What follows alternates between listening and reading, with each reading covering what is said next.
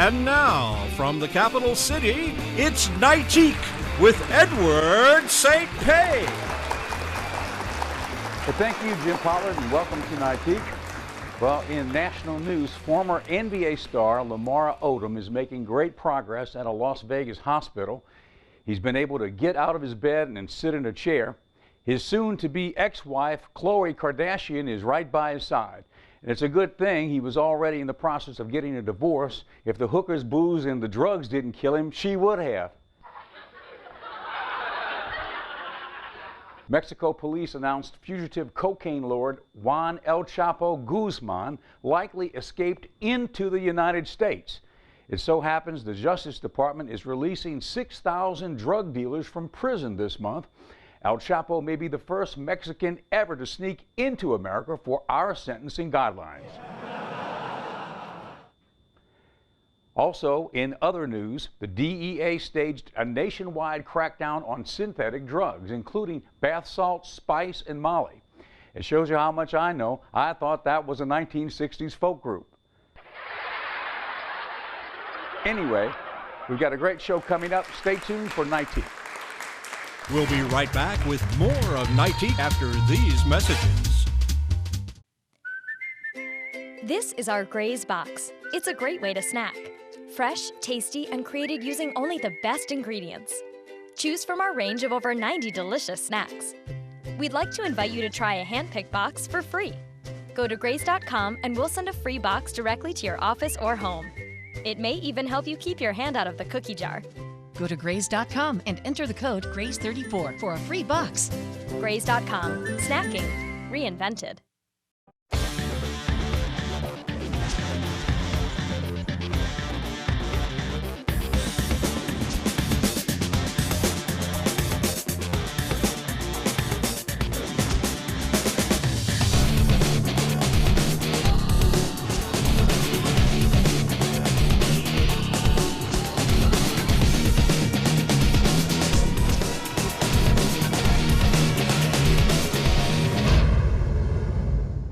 And now back to more Nightique. Well, everybody around the state and around the nation knows Mississippi is noted for great music, rhythm and blues, and one person right in the middle of all that is Miss Peggy Brown. She's the CEO of Hit the Road Entertainment. Thank you for coming today. Thank Fist you. bump. Boom. Thank you for having me. And so you've been on before, and you represent, for example, King Edward Antoine, one of the great original bluesmen of Mississippi, Right. and others. What have you been up to? What's going on? Well, sort of been rebuilding my business. I manage King Edward, but I book several bands, and you mentioned one other person, Nellie Mack, the Nellie Mack Project. I'm excited to be booking them, and I have an artist in Alabama, Jamel Richardson, which was the guitar player in the James Brown movie. So I'm booking him as well. He's a new artist to my roster. So I'm adding a couple of people to my roster.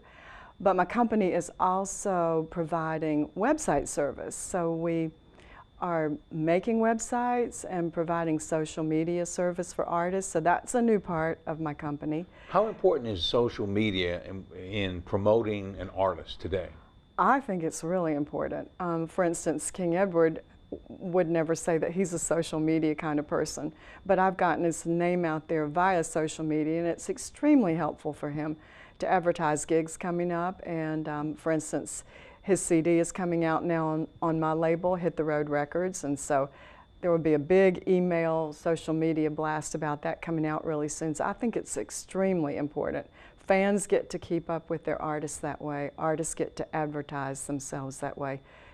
This day and age, you just kind of have to do it to be successful. You know, when you talk about King Edward Antoine, we're talking about a blues artist, and I know King is probably 80 or thereabouts. He's 76. Oh, 76, okay. Yeah. But still, he's been around so long, he goes back all the way to the beginning, or at least maybe not quite the beginning, but way back in the beginning of blues in Mississippi. He does. Almost like second generation from the Yeah. very, very beginning. Yeah. You know, I mean, it's really, he's the real thing, isn't he? He's the real thing, right. And there is he's such a treasure to have guys like that still around, because so many are gone right now. Right. You know, B.B. King recently passed away. And actually, I just lied about him. He's 78. What am I doing? Good grief! You chopping a couple of years off. Right. But you know, but King 78. 78. He's still performing. Right. He recently did a gig in New Orleans. You were telling me about a 2-hour gig alone, right? With him and his guitar. Right, at the Ogden Museum, and that was extremely fun to watch him play just by himself. And that's kind of hard to do a 2-hour show, but part of it was an interview. And the people that were there to hear him loved him telling stories. I got him to tell a couple of his funny stories. Well, you know, when we interviewed him, I was interested to note that he was born in Louisiana and then came to Mississippi. So he's basically covered all the bases across the South. Right. He went from Louisiana to Texas to Portland, Oregon, up to Chicago, Chicago down to Jackson, and here he is. So yeah, he had a circuitous trip getting here, but we claim him now, Mississippi. It was a great interview. I mean, I enjoyed talking to him. It's such a, you know, a past filled with historic elements through because you can almost trace the history of blues through his career, where he's been, you know, what he's done. Right. Now, you were in Europe recently. Tell us about that. I had the privilege of accompanying a band to Germany.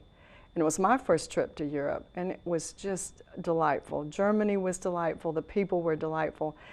Ardent fans of the music, standing up close to the stage. They know about blues, right? Oh man, the whole time they were up close to the stage, as close as they could get. I've heard that the Japanese and the Europeans, they appreciate blues even to a greater extent than we in America have in the past. They embrace it, you know. They embrace it. It was a fun trip for me. As I said, my first trip to Europe, and I loved it. But the people were so nice and so appreciative of the music. The Mississippi, was it the Mississippi Musicians Hall of Fame? Right. I'm the chairman of the board, or chairperson of the board of the Mississippi Musicians Hall of Fame. And what is that all about? Really, it's about honoring the legacy that we have in Mississippi. We are the author of the slogan, Mississippi, Birthplace of America's Music. That's on the car tags and the welcome signs, and the state of Mississippi has leased that slogan from us for several years. Yeah. Wow.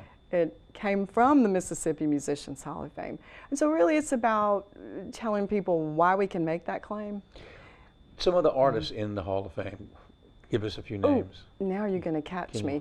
Dorothy Moore. Oh, Dorothy Moore. Bobby Rush. Bobby Rush. Bobby Rush has been on this show before. Yes, Bobby Rush has. And people like that. It covers all the genres: classical music, rock and roll, blues, R&B, country music. So, and now I couldn't remember anybody past those two. I'm so sorry. You can't forget about country music. You know, too, as far as like one of the great capitals of country music, Mississippi. Right. And country music actually started in, the birthplace of that is in Meridian. With Jimmy Rogers. Jimmy Rogers. And we can claim rock and roll, and most people think it's with Elvis. Well, no. And then a lot of people think it was with Rocket 88 in Clarksdale that was recorded. No, it was back before that, probably in the 30s. The first rock and roll recording was from Blind Roosevelt Graves from Hattiesburg. So see, that's way back. Way back. Way back. So, and then blues, it's just everywhere. I mean, where can we really say that started? But so, yeah, we have a legitimate claim to that slogan. We are the birthplace of America's music. Right, because everything, it was like the fountainhead, everything came thereafter. Right. It was an evolvement of that. And our organization really has been more of a recognition organization for musicians. We haven't had a brick and mortar place, but we do have some displays. One is out the Jackson International Airport in the restaurant that's out there on the way to the Delta Gate. Right. And then we now have an exhibit upstairs in Jackson at the Iron Horse Grill upstairs. We've not had our grand opening for that, but that really is a nice little place to go visit. Oh yeah, Iron Horse Grill is a great place here in the Jackson but the display upstairs, you have to go up there and see it. Yeah. And there are life-size dolls up there of several people who are monumental in Mississippi music. Pinetop Perkins is up there playing the piano. Elvis is up there. Just some really cool figures. Jimmy Buffett is up there. Another Mississippi. Yep. Amazing. Amazing. Amazing. So, and now we have a small museum down in Hazelhurst now. So we actually have 3 locations, but not a huge Hall of Fame, which is what our goal is to have a real brick and mortar museum. It should be. Yeah, This should be. absolutely. Now, if anybody across the state looking at the show tonight would like more information on how to reach you, if they would like to book one of the artists or whatever the contact might be, what is your website? It's a long one, but it's hittheroadentertainment.com. And I'm Peggy Brown. And they can reach you through that, that website. There's a contact form on there. Okay, good. Yeah. Well, Peggy, always good to see you. Thank you. And we hope to have you back soon. Whenever you have something to talk about, please come back to Nightique. I'll do that, and I'm going to bring some artists soon. We hope to have Nellie Mack and King Edward soon. Yeah, Okay, soon. good. Fist bump. Okay, thank you, Peggy. Thank you so much. Okay, we'll be back after this. We'll be right back with more of Nightique after these messages. This is our Gray's Box. It's a great way to snack. Fresh, tasty, and created using only the best ingredients. Choose from our range of over 90 delicious snacks. We'd like to invite you to try a hand-picked box for free. Go to grays.com and we'll send a free box directly to your office or home. It may even help you keep your hand out of the cookie jar. Go to grays.com and enter the code GRAYS34 for a free box. Grays.com. Snacking. Reinvented. Ingalls Shipbuilding has pioneered the development and production of technologically advanced, highly capable warships for the U.S. Navy, Coast Guard, and Marine Corps for more than 75 years. Ingalls is Mississippi's largest manufacturing employer, and today Ingalls has an immediate need for more than 200 electricians at our Pascagoula, Mississippi site. Apply today at www.buildyourcareer.com or call 888-935-1507. And now back to more Nightique.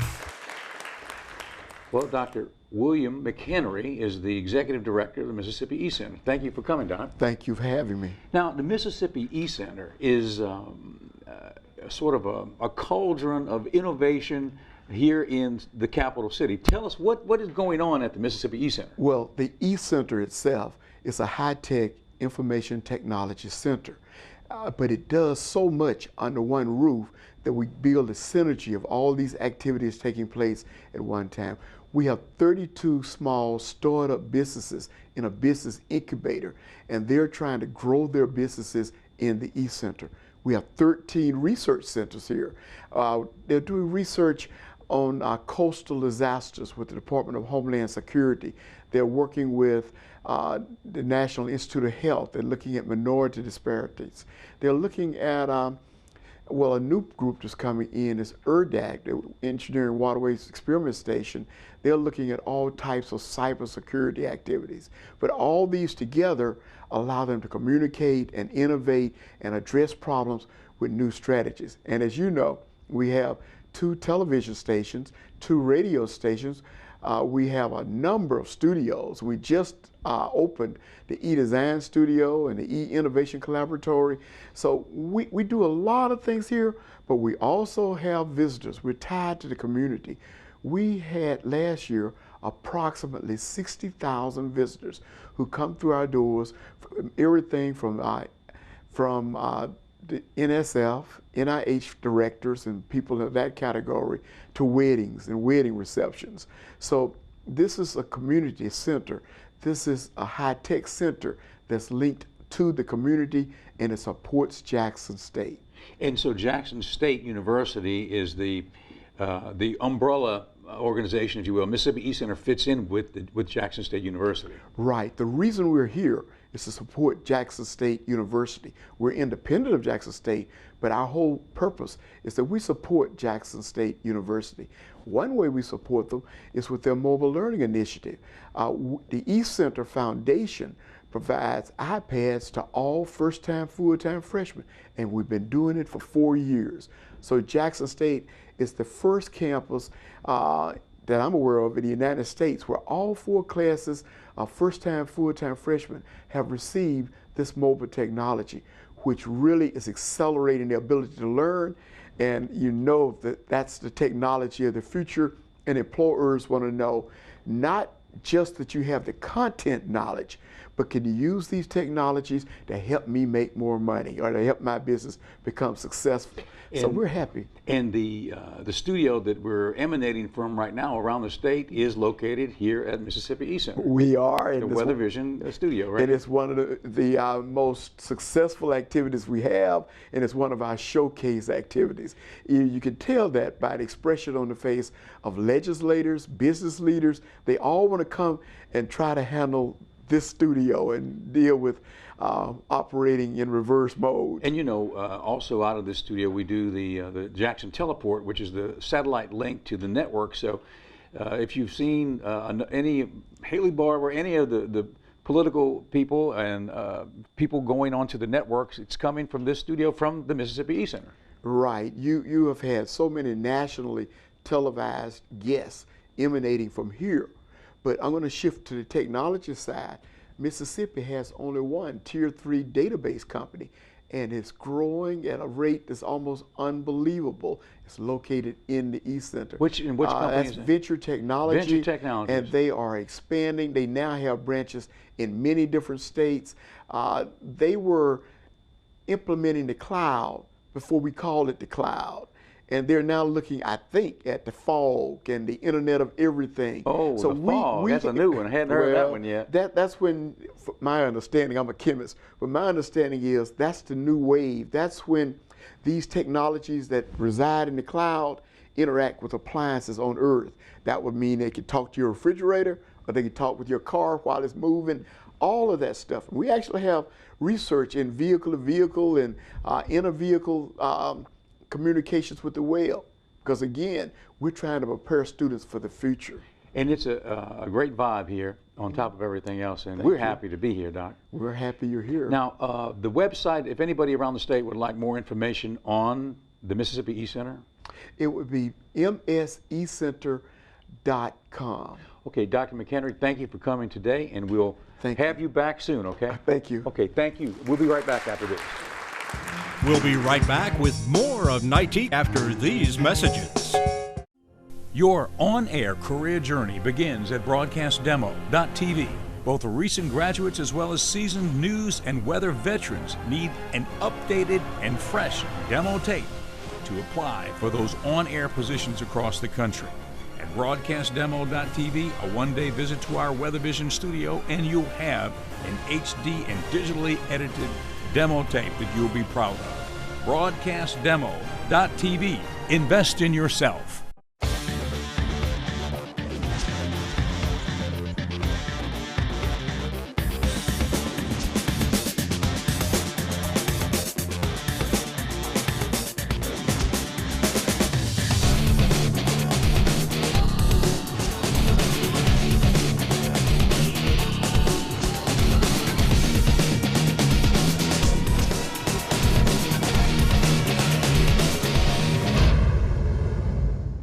When you are looking to further your education, there's only one university that towers above the rest, Jackson State University. Jackson State University is one of the leading universities in research, technology, and innovation, graduating more than 1,300 students annually and a consistent growth in revenue.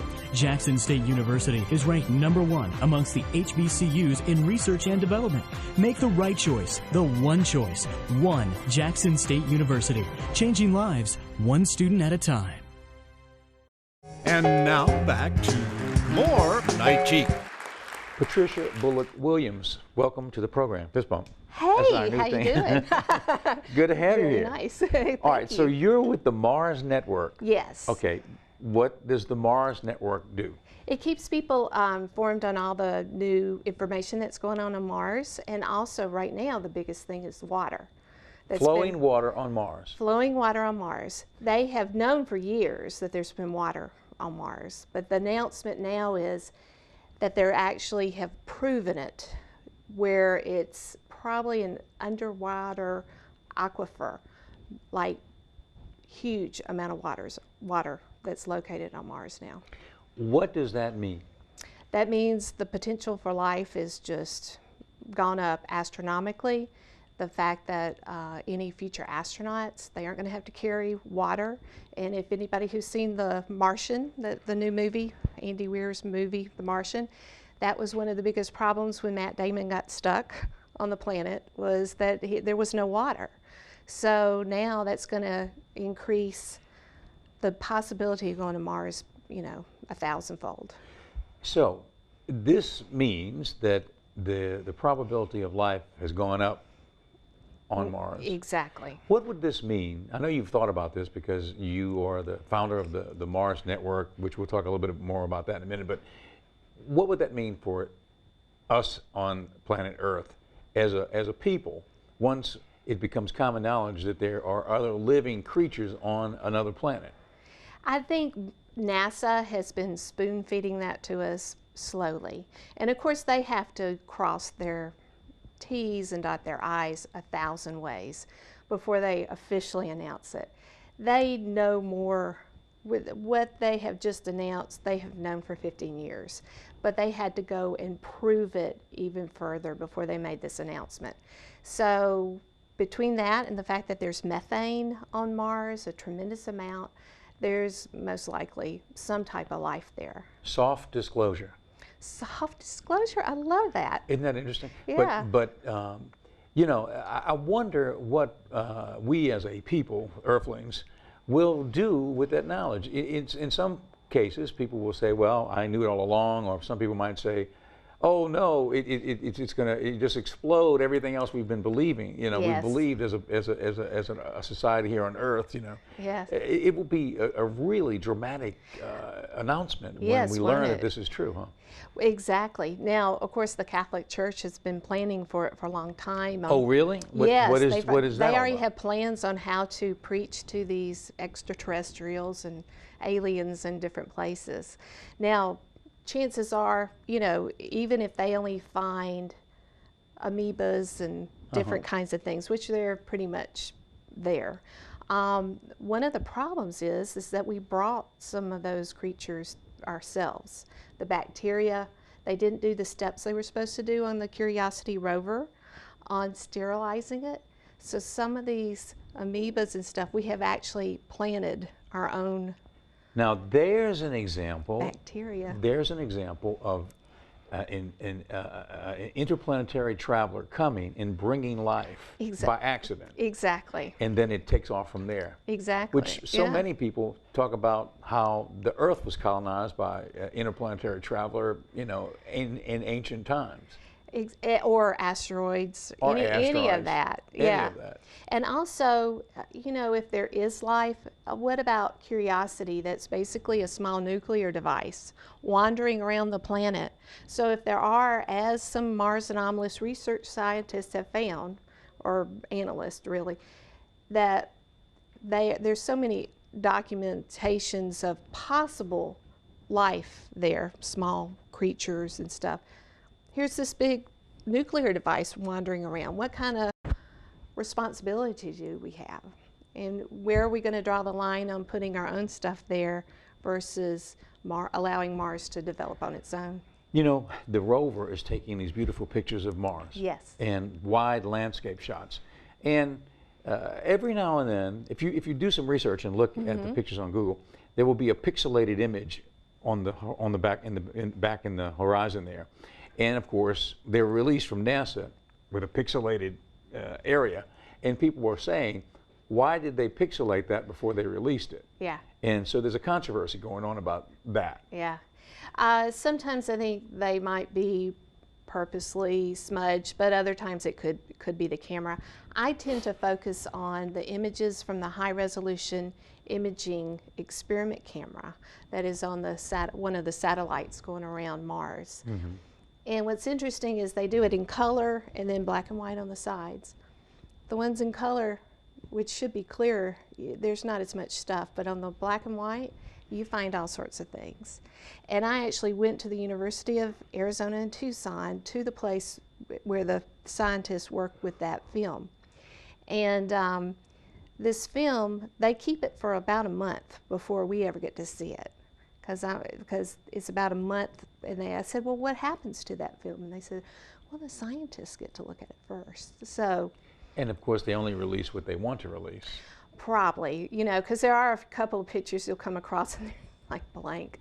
or they're choosing what to release. But well, yeah. in looking at some of those photographs, the ones that have been released, some people have really drilled down into them, using electronic means, and have found what they are calling anomalies. For example, structures or rocks or things that were not necessarily made by the environment, that seem to look like the remnants of an ancient society, columns that are fallen into the dust, maybe in eons ago. But all kinds of things like that. Oh, I have probably 1,000 examples. It's amazing, isn't it? Yeah. It is truly mind-boggling to see something like that and think of what that means, what the ramifications could be, right? Yes. My first major find got published by the Mars Research Anomaly head person, Andrew Bashago. He did a paper on it. He's a lawyer, so he did a paper. And I called it the Lizard of Loris Valley, which is where it was found. And it looks really like a dinosaur, but with extra stuff here. Stone? Well, is it stone or not? And what I'm waiting for is for the satellite to go back over and see. If it's still there, it's probably stone. Has it moved? Is there a different shadow? I'm okay in finding out whether or not these things are stone or not, but it will be interesting to see when they do fly back over and take pictures of that area. Now, you're working with Mississippi International Film Festival this year. Yes. And as part of that, we are working on bringing in a few people. Linda Moulton Howell is going to be with us. I know. Tell us a little bit about her. Oh, it's so exciting. She's coming back to Jackson. She came about 5 years ago when we had a Mississippi UFO festival, and she's just a dynamic speaker. And information's at msfilm.org. Yes. If you want to meet Linda Howell on Friday, that's Friday, November 13th. For and her meet and film is greet. Friday, Yeah. November 14th. Yes. We're out of time. Thanks. We'll have you back soon. Oh, great. Thank you. Thank you very much. Thank you very much. Thanks for being with us tonight on Nightique. Join us every weeknight statewide for Nightique with Edward St. Pé. If you have suggestions for guests or want to be on the show yourself, drop us a line at www.nightique.com. I'm your announcer, Jim Pollard. Good night from all of us at Nightique.